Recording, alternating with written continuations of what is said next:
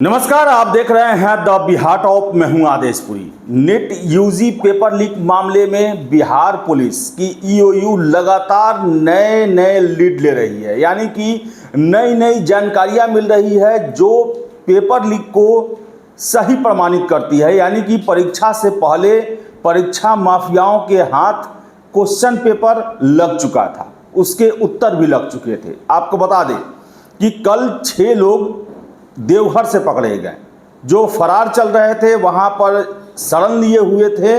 उन लोगों को आज ईओयू के दफ्तर लाया गया और उनसे काफ़ी पूछताछ की गई। पूछताछ में जो अपराधी हैं, जो पकड़े गए हैं, जो आरोपी हैं, उन्होंने स्वीकार किया कि उन्हें परीक्षा से पहले सभी के सभी प्रश्न भेजे गए और उसके उत्तर भेजे गए। और बता दें, रॉकी नाम के एक व्यक्ति की इसमें जो है वो भूमिका नजर आ रही है, जो कि रांची का रहने वाला है। और उसने ही पीडीएफ के माध्यम से जो आरोपी देवघर से पकड़े गए हैं, चिंटू कुमार नाम है, उसने ही खुलासा किया है कि उसे उस रॉकी ने पीडीएफ के जरिए जो है वो सबसे पहले बायोलॉजी और उसके बाद फिजिक्स केमिस्ट्री के प्रश्न और उत्तर भेजे। 35 छात्रों का जिम्मा उसे मिला हुआ था, जिसे उसने एक स्कूल में व्यवस्था कर रखा था। और इसके बाद बता दें कि संजीव मुखिया, उसके भांजी का जो है ये पति है, संजीव मुखिया को भी इसने प्रश्न पत्र भेजा और वहां से सर्कुलेट हुआ। पूरा मामला आपको हम बताएंगे, लेकिन इस स्वीकारोक्ति से, अपराधियों के इस बयान से अब यह साबित हो गया है कि नेट यूजी 2024 जो है वो पेपर जो है एग्जामिनेशन से पहले शिक्षा माफियाओं के हाथ में लग गया था। और सबसे बड़ा प्रश्न है, कैसे पेपर लीक हुआ, कैसे इसकी गोपनीयता भंग हुई, ये सारे इसमें मुद्दे हैं। हालांकि सीबीआई को जांच का जिम्मा दे दिया गया है, लेकिन ईओयू अपना काम कर रही है। आपको बता दें, नीट पेपर लीक मामले में देवघर से आर्थिक अपराध इकाई की गिरफ्त में आए आरोपी चिंटू कुमार समेत उसके 5 सहयोगियों ने पूछताछ में कई अहम खुलासे किए हैं। साथ नीट सेटिंग में शामिल कुछ लोगों के नाम सामने आए हैं। जानकारी के मुताबिक चिंटू ने बताया कि रांची में रहने वाले रॉकी ने उसे व्हाट्सएप पर पीडीएफ के रूप में पूरा प्रश्न पत्र और तैयार उत्तर भेजा था। उसने सिर्फ पटना के खेमनी चक स्थित लर्न एंड प्ले स्कूल में करीब 35 छात्रों को प्रश्न पत्र और उत्तर हटवाने के लिए यही वाईफाई प्रिंटर की माध्यम से 10-12 प्रति जो है प्रिंट मारा था। सबसे पहले बायोलॉजी का प्रश्न पत्र और उत्तर आया, इसके बाद फिजिक्स और अंत में केमिस्ट्री का आया। इसे कहां सॉल्व कराया गया यह रॉकी ही जानता है। इस मामले का मुख्य मास्टरमाइंड अतुल वत्स, अंशुल सिंह समेत अन्य के सीधे संपर्क रॉकी से हैं। उसकी ही जिम्मेदारी चिंटू के माध्यम से बिहार में प्रश्न पत्र सप्लाई कराने की थी। रॉकी वर्तमान में रांची के चुटिया थाना क्षेत्र के कडरू रोड में एक रेस्टोरेंट चलाता है। वह नवादा का रहने वाला बताया जा रहा है। ईओयू ने रॉकी की तलाश में झारखंड के रांची, हजारीबाग समेत कुछ अन्य स्थानों पर भी छापेमारी की है। आपको बता दें कि बीपीएससी शिक्षक बहाली मामले में मुख्य आरोपी संजीव मुखिया की भांजी का पति चिंटू उर्फ बलदेव कुमार है। वह नालंदा जिले में कराय पसुराय थाना क्षेत्र के गुलेरिया बिघा का रहने वाला है। चिंटू ने संजीव मुखिया गैंग के कुछ लोगों को भी नीट का प्रश्न पत्र दिया था, ताकि सेटिंग कराकर ये लोग भी पैसे कमा सके।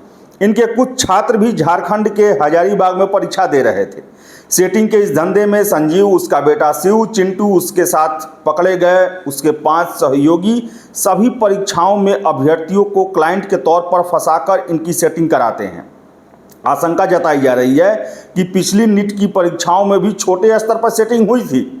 आपको बता दें कि नीट में सेटिंग के पूरे षड्यंत्र को अंजाम के लिए चिंटू ने 5 मोबाइल और अलग अलग कंपनियों के सिम कार्ड फर्जी दस्तावेज के आधार पर खरीदा था। सिर्फ इन्हीं नंबरों से वह अपने क्लाइंट और निचले स्तर के सेटर नीतीश, अमित आनंद समेत अन्य से बात करता था। परीक्षा के एक दिन पहले यानी 4 मई की रात को जब पुलिस ने खेमनी चक वाले इसके ठिकाने पर छापा मारा तो चिंटू वहां से भाग निकला। सबसे पहले एनआईटी घाट जाकर सभी सिम और मोबाइल को तोड़ के फेंक दिया। तो आपको बता दें कि अब जो है वो धीरे धीरे पर्दा उठना शुरू हुआ है। अब ये रॉकी कौन है? ईओयू जो है उसकी तलाश में लगा हुआ है। आखिर उसके पास क्वेश्चन का पीडीएफ कहाँ से आया, उसने क्वेश्चन को सॉल्व कैसे किया, उसके उत्तर कैसे तैयार किए, क्या इसमें मेडिकल कॉलेज के छात्रों की भी भूमिका रही है? तो ये सारे प्रश्न हैं जिसे ईओयू खोजने के प्रयास में है। लेकिन सबसे बड़ी बात, संजीव मुखिया कहाँ है? अभी तक वो पुलिस के गिरफ्त में नहीं आया और बीपीएससी TRE-3 पेपर लीक मामले में वो मुख्य आरोपी है। और देखिए कि 2-3 महीने हो गए और अभी तक बिहार पुलिस संजीव मुखिया को नहीं पकड़ पाई है। संजीव मुखिया पकड़ा जाएगा, बहुत सारे राज खुलेंगे। और अब जो है ईओयू के रडार पर जो है वो रॉकी नाम का व्यक्ति है, जो कि रांची में रेस्टोरेंट चलाता है, नवादा कराने वाला है, और उसने ही पीडीएफ भेजा। और सबसे बड़ी बात, अतुल वत्स, जिसका हम नाम न जाने कितने पेपर लीक में सुनते होंगे, कई सालों से बिहार की पुलिस और अन्य राज्यों की पुलिस को तलाश है, लेकिन आज तक कुछ अता पता नहीं चला और वो जो है अपना रैकेट पूरे आराम से चला रहा है। तो ये कुछ नाम हैं बड़े जो सरगना हैं, जिनको आज तक बिहार पुलिस नहीं पकड़ पाई है और ये लगातार पेपर लीक करवाते ही जा रहे हैं।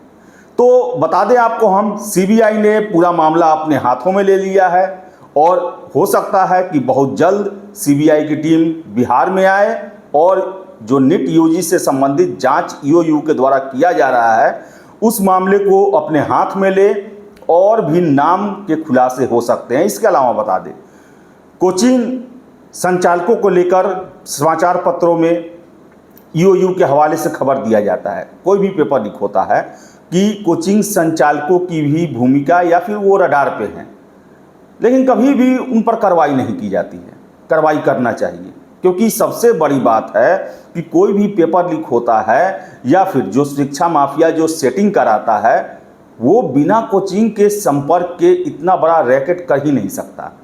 कोचिंग संस्थान वैसा जगह है जहां पर बड़ी संख्या में छात्र आते हैं, पढ़ाई करते हैं और वहीं पर उनको फंसाया जाता है।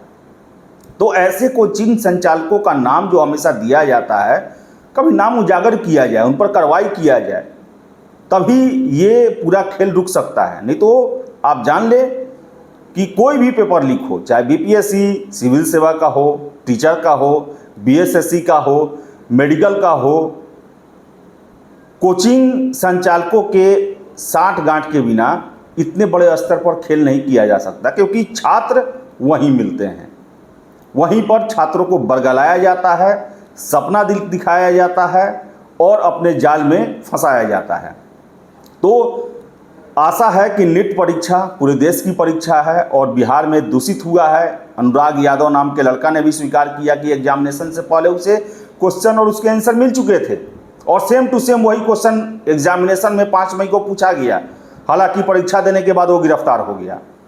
चिंटू कुमार, जो कि अभी 6 आरोपी जो पकड़े गए हैं देवघर से, स्वीकार कर रहा है कि उसके पास बायोलॉजी, उसके बाद फिजिक्स और केमिस्ट्री सारे के क्वेश्चन और आंसर एग्जामिनेशन से पहले उसके हाथ आ गए थे। उसने प्रिंट करके 35 लोगों को दिया और लोगों को भी दिया।